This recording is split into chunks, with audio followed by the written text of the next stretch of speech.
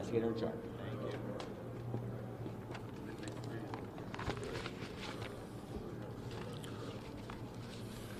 Let me just start with, whenever we began our first press conference, I guess 2 or 3 days ago, we gave the condolences to the families of the 67 victims in this accident. And tonight, we also need to give the condolences to yet another set of individuals due to the Philadelphia crash. Our hearts go out to all of them. Nobody should suffer this much tragedy, no matter what time frame in between it. But know this, we will find out what happened in both of those accidents. We will make recommendations, and we will attempt to never have to deal with those type of accidents again. I want to give you just a couple of facts right off the bat, just in case there's any questions. Last year, the NTSB investigated across all modes 1,288 different events. Aviation accounted for 1,204 of those. We currently have open 1,145 investigations in aviation. Last year, we had multiple accidents with 6 or more fatalities. Across all of our modes, which are primarily aviation, we dealt with 343 fatalities. We currently have open 1,100 recommendations, and in aviation, there are 283 that are still pending. The team that is working on this crash at DCA collectively has over 350 years of seniority with the NTSB. We will find out what happened, and we will do everything we can to prevent it. But I don't want anyone to think, because we are working 2 accidents, this is what we do. Week in and week out. Just today, a lot more people are paying attention to it. I want to take an opportunity to introduce Bryce Banning. He hasn't really spoken the last couple of times, but he's been working hard and putting together a lot of information. Bryce joined the NTSB in 2012 as a senior aircraft investigator. He's been the investigator in charge on hundreds of aircraft investigations. He's an airline transport pilot with commercial privileges for single-engine land and sea, certified flight instructor, multi-engine instructor, and instrument instructor. He's also a certified airframe and power plant mechanic. Bryce has accumulated over 8,000 hours of flight time in all types of aircraft, ranging from Pipers to Navajos, King Airs, and Lear. He served in multiple management positions for multiple airlines, and he has been leading this team since the inception. He's going to brief you on some details that we have, and then we'll come back with some additional details.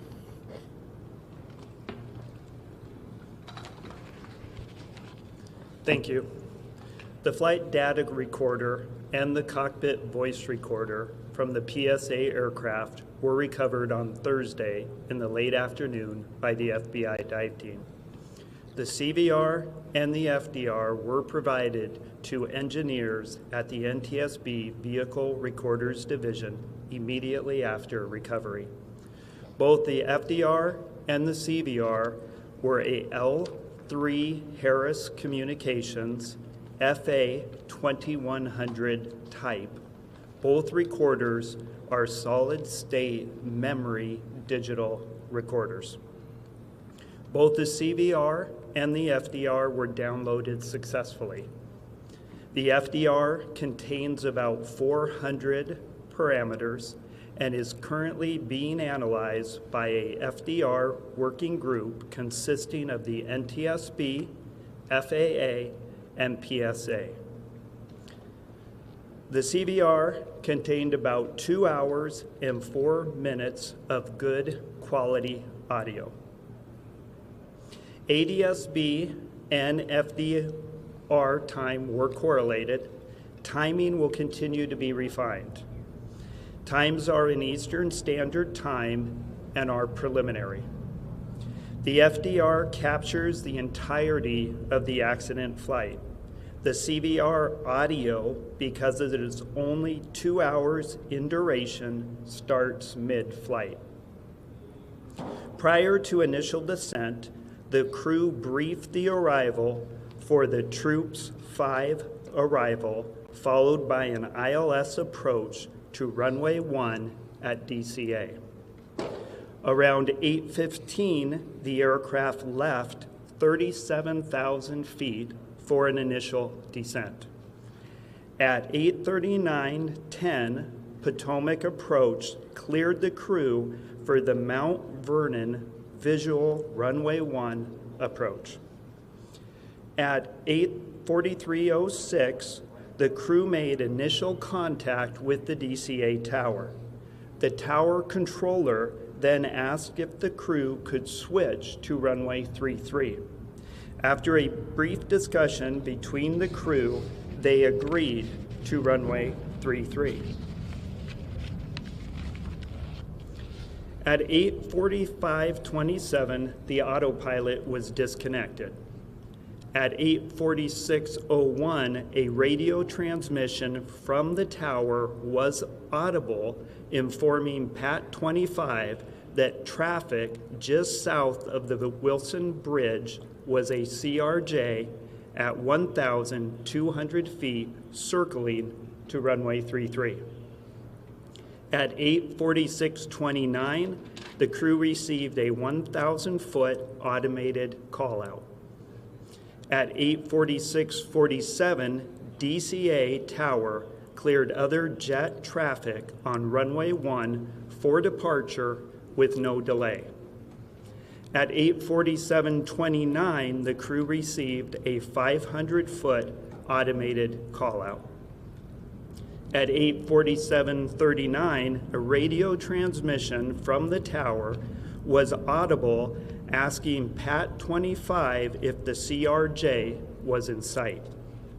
1 second later, the crew received an automated traffic advisory stating traffic.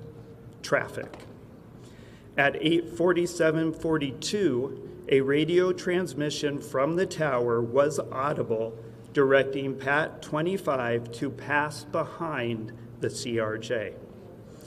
At 8:47:58, the crew had a verbal reaction, and FDR data showed the airplane beginning to increase its pitch. Sounds of impact were audible about 1 second later, followed by the end of the recording. A CVR group consisting of party representatives from the NTSB, PSA, ALPA, and the FAA has been convened. The group is currently working to transcribe the entirety of the CVR recording verbatim. Thank you. We will take some questions at the end, but we have some additional details we definitely want to brief you on today. I want to clarify something that was, I think, presented by NTSB at some form, specifically around air traffic control. The Washington DCA tower was communicating out any transmission on a VHF and UHF frequency. Any transmission would come out on both bands. The Black Hawk was transmitting out with a UHF band, while the CRJ jet was transmitting out with a VHF. To put that in context, both the airplane and the helicopter would hear any air traffic control, but they would not hear the other aircraft or helicopter, conversely, if they were transmitting out. I bring that up because we are now working through the transcript of the air traffic control, and many people have heard online different recordings. Those do not contain the UHF radio transmissions. What they're hearing is the VHF recorded on certain software programs. As we synchronize the timing on that, we hope to be able to release it tomorrow. We do have it. We're working through the synchronization because the specific time will be very critical. Now, a few updates in regard to the Black Hawk helicopter. We can verify it was on a training flight that would utilize night vision goggles. We do not know at this time if the night vision goggles were actively being worn, nor what the setting may be. Further investigation should be able to let us know if that occurred and what factor it may play in the overall accident. We do know that and we announced the combination CVR and the flight data recorder was extracted last night from the aircraft. When it was brought to our lab and opened, there was a water intrusion. Again, this is not uncommon. If you recall in the CRJ, that cockpit voice recorder also had a water intrusion. It is going through the same process of ionized water until it's put into a vacuum oven. We still are very confident we will have that data. On the Black Hawk, we can confirm that we are looking into a priority air transport, and that's where you hear PAT, that on the prior day, PAT-11 was in close contact with a Republic Air flight. The Republic Air flight rejected the landing and did a go-around. The reason we are bringing this up is our data currently shows there was over 1,000 feet of separation between those two aircraft. 1,000 feet is a good safety barrier. Obviously, the pilot made its own decision in rejecting the landing. We just wanted to bring that fact out. It will be considered in the overall evaluation of this accident. So now let's go on to controllers.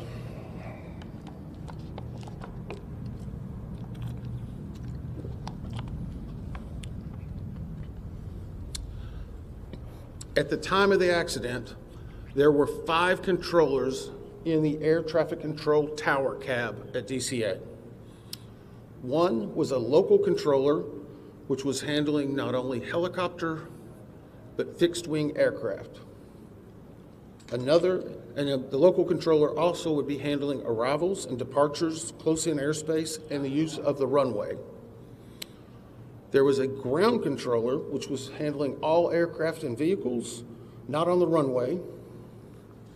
In addition, there was a local assist controller. This person is responsible for assisting the local controller in any type of actions that are needing, reviewing data, scanning the field, a multitude of different things. You will not hear the assistant controller on any of the ATC tapes, but we can confirm that person was in the cab. In addition, there's an operations supervisor who has direct oversight over the tower. This is someone who manages everyone that's involved in the operation, along with an operational supervisor in training. That leads us to confirm there were 5 people in the tower at the time of the accident. At this time, we have interviewed the local controller, the ground controller, and the local assist controller. We anticipate having the interviews with the operations supervisor and the supervisor in training conducted no later than Monday evening. And for a little bit of context, this is a controller's worst nightmare. It hits everyone that works in that cab and knows them very hard. These interviews take a long time, not because there's that much talking, but there's several breaks that occur for emotions, just to be able to compose themselves to talk about what happened. We want to be thorough. If we need to go back for additional information, we absolutely will. We're getting full cooperation and access to those individuals we need.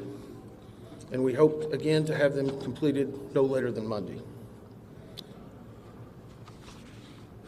Now we're going to talk a little bit about altitude. And I'm going to preface this, and we're going to try to work through your questions. But I want to be very clear. Our team has had some internal debate on releasing one part of this. And whenever I explain it, I hope you will understand why. When we received the recorders from the CRJ, we were able to define an altitude of where it was very close to the time of impact. That is a data point we feel very comfortable with. We also have an initial set of information in regard to what was being seen on the cab in the control tower. We have not finalized that and need to get more granularity to it, and we currently don't have the readout from the Black Hawk. I put all that into context for you in that whenever I give you some altitude information, one part of the three pieces we have defined. Another part we feel fairly confident but need to get more information, and a third we don't even have. Currently, the CRJ, based upon the data recorder, at the time of impact was at 325 feet, plus or minus 25 feet. This is from the belly of the CRJ. The CRJ itself is 20 feet and 8 inches from the wheel to the top of the tail. So from the belly, the CRJ at the time of impact was 325, less or minus 25 degrees. And for those who follow this closely, that is a corrected altitude. It is based on the NTSB data and the flight data recorder. Our preliminary review of what the tower cab was showing on the data screen that would have been in front of the controllers was 200 feet near the time of the accident. Again, this data is preliminary. Tomorrow, we feel very comfortable that we'll be getting the additional data sources that will confirm precisely what it would have been on the screen at the time. And I would also caution you, there's typically in the cab on that screen, it may be a 4 to 5 second refresh rate. But obviously, this is something that we're going to be looking at very closely. The third prong of that is the helicopter recorders. Between those three, whenever we have those data points finalized, we feel that we'll be very comfortable in saying exactly what altitude this occurred at. And I know that's been a lot of speculation. You may have a few questions on it, but I want to caution, we're trying to give you what information we have and we verified at that time. With that, we'll take some questions. Just one second. Ma'am? Claudia from the AP. So you said that the altitude, and the recorder recorded the altitude of the CRJ. Was it trying to pull up before the collision? Is that what you were saying? The question was the altitude that was read from the NTSB and the voice recorder, was it trying to pull up? I can tell you at one point very close to the impact, there was a slight change in pitch, an increase in pitch. That is something that we will get you more detail on, but it was an indication of an increase in pitch. Thank you, Todd Grady, Triple with Fox. So are you also saying that there was a 100-foot discrepancy between what the air traffic controller was seeing on the screen in front of them and what the height, the altitude of the plane? There was a 100 feet difference? So the question is, was there a 100 feet difference between what we found the plane to be operating at and the air traffic control tower?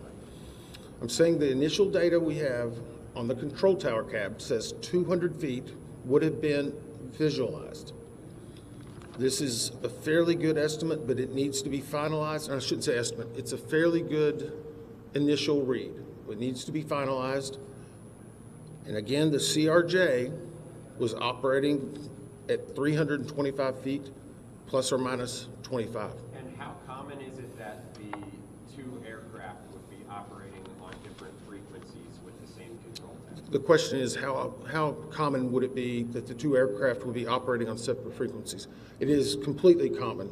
Military operates on one frequency, civilian on another.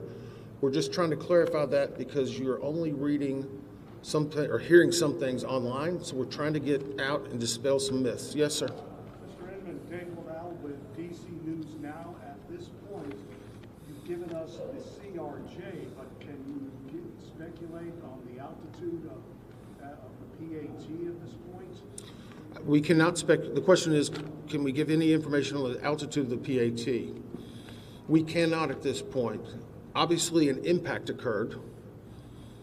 And I would say when an impact occurs, that is typically where the altitude of both aircraft were at the moment. But again, whenever we have the data from the recorder, we will be able to give you more specific. And just to follow up, if I may, sir, there have been reports, can you comment on reports that PAT may have flown above its max limit in that airspace? So the question was, can I comment on reports that PAT may have flown above its max limits? No, because I haven't heard that. And I don't try to look at the media that much. So by not saying that, I'm not denying, but I just haven't heard it. We haven't discussed it. I'll ask the investigator in charge. Do you have any information on that? Yeah, I can provide just a little bit of context. The PAT 25 was within the lateral boundaries of a helicopter route. The ceiling of that route was 200 feet. As Member Inman said, we have not got the data out of the FDR for the Black Hawk at this time, but that's what we know. Okay, we're gonna go down here. David Kaplan with Fox 5 here in DC. You mentioned as you walked through the timeline that there was a broadcast over the cockpit of traffic. Can you talk about what indications, if any, you had that the plane's anti-collision system was working? It's my understanding that that broadcast goes out if the system has been activated. Can you comment on what you've learned about the anti-collision system? The question is about the traffic that was heard on the cockpit voice recorder. I can say this, we are defining what is inside of each system and what they were outputting. Because of the unique nature of military aircraft, we need additional specialization, which we have. But for right now, we're trying to present you with what we've heard, so we need further information to be able to find why it was indicating traffic. Yes? The night goggles, how will you determine if they were wearing the night goggles or not? The question was, how will we determine if they were wearing the night vision goggles or not? Part of that will be based, and we already know during the extraction of the bodies, how they were presented and what was around them. I can say that impact was very significant. And so it will take additional analysis of their helmets, the attached areas. We're looking to find if the night vision goggle bags, whenever we extract the aircraft, are they empty? Are they found in the debris field? There's a lot of different variables we need to find out before we determine that. Yes? Thanks, Chase Williams from Fox Business. I know that it was 4 minutes before impact that there was a runway switch. They switched to 33. How routine is that? And is that enough lead time for pilots and other traffic in the area to be aware of, a change in the patterns? Okay, so the question was in regard to, and the term you used was runway switch. And we briefed this yesterday. The CRJ was on approach to runway 33. They'd been brought in that way. As they were coming in, they were asked by the air traffic control, could they accept, or sorry, let me reverse that. They were coming in on runway 1. As they were on approach, the air traffic controller said, can you accept runway 33?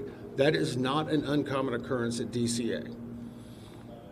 It creates an arcing of the flight path, so it's very normal. Pilots were able to discuss it. They accepted it. They appear to be on a proper, at least, lineup at that time. So right now, we'll evaluate it with all the other facts and data, but it is what it is at this point, I guess. Yes, sir. Yeah, Dominic Lee with NBC Washington. I just have a question about the staffing of the air tower. Can you tell me if that's common for it to have that level of staffing, or is it traditionally more people inside of the cabin? The question was the staffing at the time of the actual accident with the 5 individuals. I have not gotten an update from the air traffic control people. I know the primary thing we wanted to get was exactly that, and there's been discussions because, again, typical can change based on the day of the week, the time, the weather. So we will not categorize anything as typical right now until we can present it in a better fashion. Yes, sir. Eric Gilchrist with NBC News. If I heard you correctly, you said that the tower was able to see the airplane at 200 feet. The tower instruments read it at 200 feet. Did it not read where the helicopter was at the same time? The question was, it was reading the airplane. Could it not read the helicopter? It could read the helicopter. And the reason why I'm saying it could, and this is again getting into more specific information, The definition that's needed for us to evaluate that further will be downloaded tomorrow. Do you want to answer a little bit on how those control towers, or I'm happy to continue? Okay. Those monitors obviously assimilate different pieces of information. So our initial read was showing that. We're giving you the 200 feet as indicative of the CRJ. I don't want to speculate specifically on the Black Hawk. Sorry, it's reversed, right? Come on. So, as previously stated, we know that the FDR and data provided indicated that the CRJ was at 325 feet, plus or minus 25 feet. We also, initial preliminary data right now indicates that on the tower's radar scope that was available to the controller, initial data indicates that he may have seen 200 feet. That needs to be verified. Our ATC group is working it. We will have more data available, but those are the initial indications. And no indication for the Black Hawk, though, on that screen at that same time? The data that I'm talking about, the 200-foot data that would have been available on that radar scope, that was the Black Hawk. The 325-foot that we've given you is ADSB data, FDR data, other data combined to get an accurate altitude of the CRJ, 325 plus or minus 25.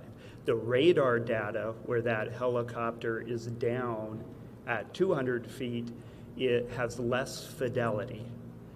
So our team is looking into that, but I think it's important to note that this is a complex investigation. There's a lot of pieces here. Our team is working very hard to gather this data, make sure we, as Member Inman has said, understand why this happened. Sorry, Bryce, can I? Hang on, I'll call on people. Yes, ma'am. Can you just confirm what your colleague just said, that the CRJ was showing at 375 feet and the Black Hawk was showing at 200? So the question again, and I'm going to try to say this one more time. The CRJ, at the time of impact, based on ADSB data and the voice and the data and the flight recorder, shows that that airplane was positioned at 325 feet plus or minus 25 feet. On the radar scope in the cab, our preliminary review shows that the Black Hawk helicopter would have visualized at 200 feet. It's not as defined. That is preliminary. We will get more significant information. We wanted to present the 325 plus or minus because we knew that. We have good certainty with it, but without presenting it with the radar scope information or with presenting that, it could cause some conflict. So I'm going to be very careful to make sure we still have a lot more work to do. These are one of thousands of data points and will be hundreds of thousands of pages. We're trying to release the information as we know it and make sure we're giving the best information that's accurate and learning from it. Yep. Yesterday you talked about spending time with some of the victims' families. Can you describe any sort of update today with them? Well, the question is about spending time with the members' families. Yeah, I spent several hours with them today. There's more, some new. There's some that have been there for 3 days. There's some that want to give us hugs. There's some that are just mad and angry. They're just all hurt, and they still want answers, and we want to give them answers. And the most devastating thing, I guess, today was they watched the news last night. They know their loved ones were recovering. They're thinking, is it going to take longer? Am I not going to be finding my loved one? How will this affect it? That's hard. I mean, it's horrible. It's horrible. And no one should suffer this.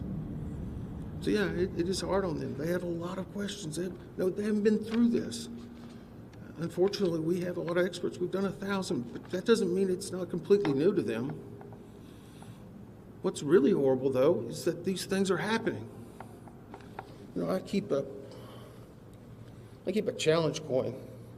Whenever I first got to the NTSB, they asked, you know, it's a challenge coin you hand to people as a sign of gratitude and respect. In front of it has the seal and the name. I said, what do you want to put on the back? This was on the front door of our training center where the TW-800 was for many years. From tragedy, we draw knowledge to improve the safety for us all.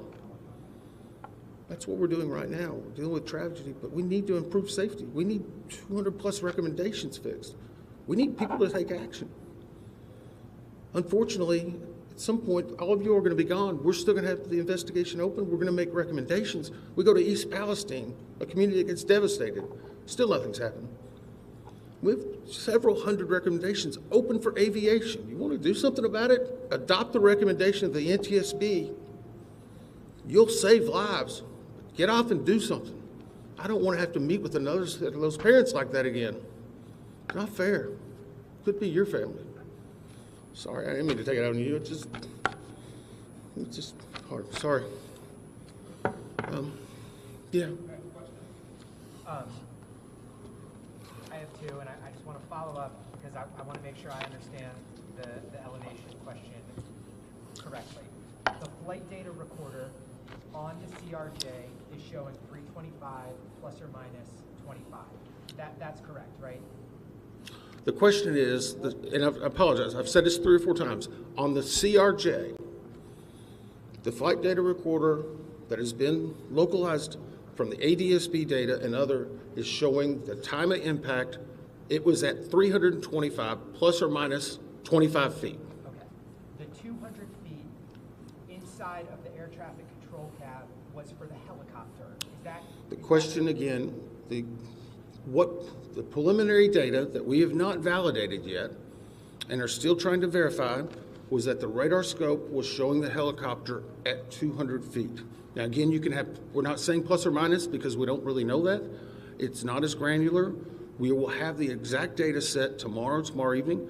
We knew you would have some questions, so please be responsible in reporting this. We need more info, but we know that some of that information is coming out and we're trying to provide it.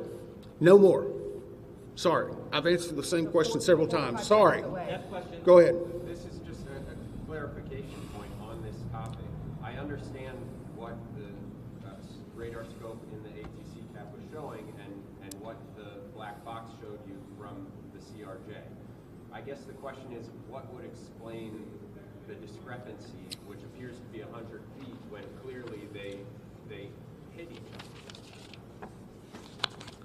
So the question is, what would explain the discrepancy? That's what our job is to figure that out. That's what we're doing. That's the reason we're giving you information to dispel some information that may be out there. We're the gold standard across the world because we tell the facts. And sometimes we have to give a little bit something preliminary so that you don't have an improper picture. That's what we're trying to do. Thank you. Thank you very much. Thank you. the 4 to 5 second delay that you described? Where was that?